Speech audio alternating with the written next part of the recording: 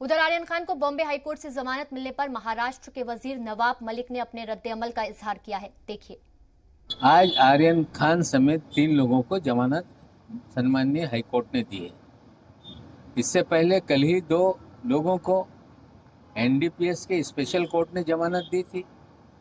जिस तरह का फर्जी मामला बनाया गया, पहले ही एस्प्लेनेड कोर्ट में उनकी जमानत हो सकती थी, लेकिन हमेशा एनसीबी के वकीलों के जरिए एनसीबी अपनी भूमिका बदलते रहती है।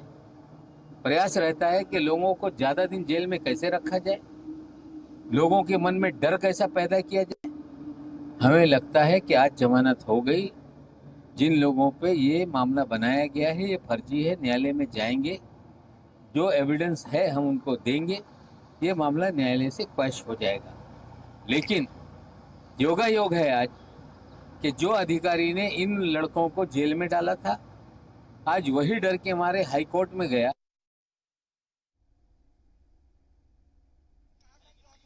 तो आज बहुत बड़ा दिन है आर्यन खान के लिए और अभी भी नवाब मलिक एनसीबी की भूमिका को लेकर सवाल खड़े कर रहे हैं।